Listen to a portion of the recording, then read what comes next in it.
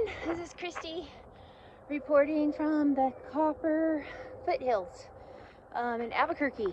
So my doggy and I, we were thinking of going on the other side of the mountain because we want to go to Lantern Ridge today to get some groceries over there, but it's been snowing and kind of cold here, windy a lot, rainy, so I decided not to go because there might be some snow, and I just didn't want to take that chance. So we just came to the lower foothills, which are still really pretty. It's overlooking the city, but there's no snow. So take a look, guys, and I'll share my topic for today. Here is little Emily. She just loves going on jogs and hikes. It's her favorite thing to do, even at age 13. But here we are, we're overlooking the city. There's I-40 over there too. Got a couple of the little mountains.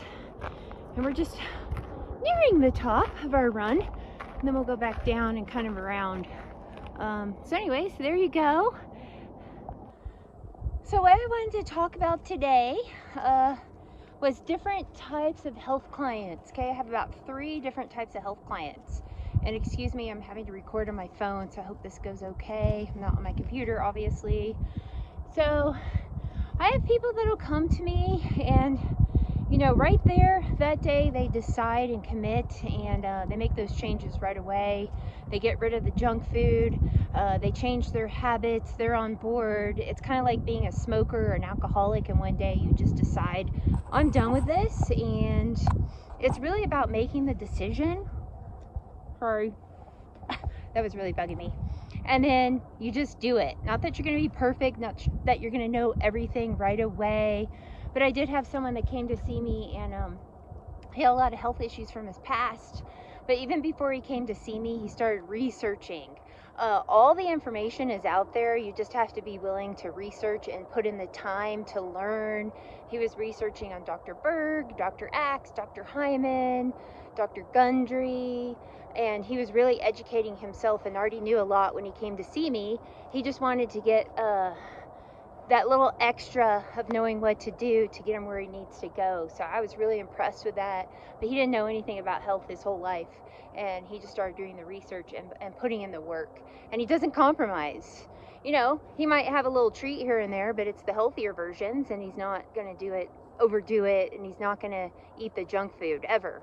Then I have other clients that kind of just dabble in health. Oh, they'll do a little bit, they kind of halfway do it, but they still, you know, give in their addictions, and they'll still eat fast food here and there. They'll still drink a soda here and there. They'll still eat a donut or something that's just not good for you, that you should have no business touching at all. Like I said, there's always some things, never in moderation.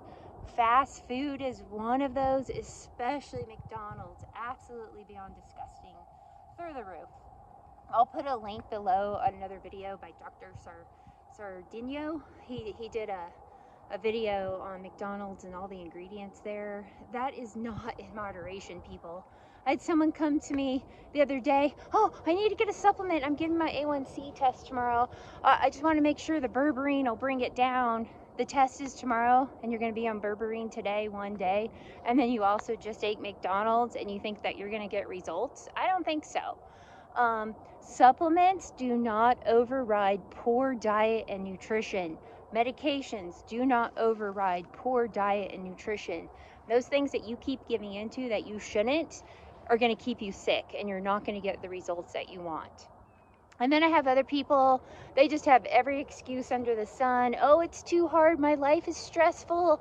Well, you know, it's just too hard to try to figure out how to eat healthy, and there's not a lot of places around me. So it's just more convenient to stop at Wendy's or Burger King or McDonald's.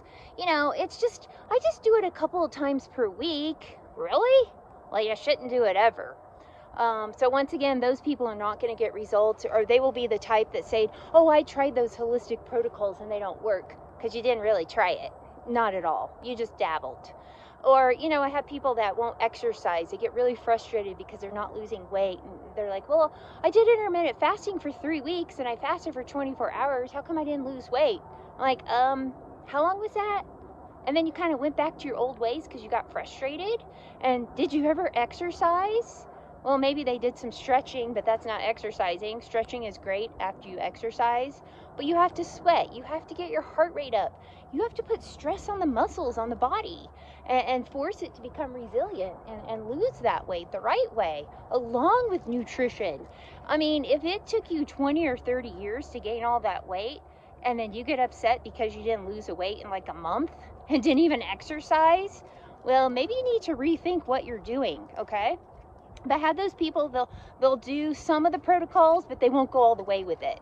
Or they keep drinking out of those plastic water bottles, or whatever they decide to do that is just too hard for them to change. Really, in the end, it's all just excuses. So which person are you going to be? The person that decides, commits, and does it. Like I said, there's no such thing as perfect. None of us are perfect.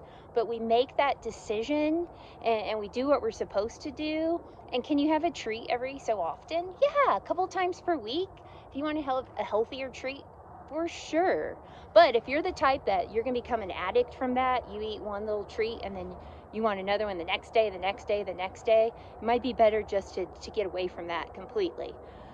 And when I talk about treats, that doesn't mean a Dunkin' Donut or a Chips Ahoy cookie or a little Debbie cake. That means like a Siete brand cookie, a Simple Mills cookie, maybe a homemade brownie that you make, but you keep it in moderation.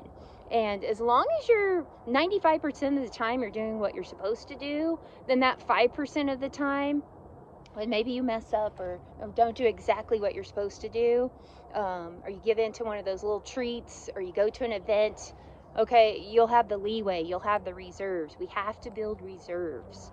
Or are you the person that you kind of dabble in it and you sort of halfway do it? Or are you that person that just has an excuse right from the beginning and never really get started in the first place?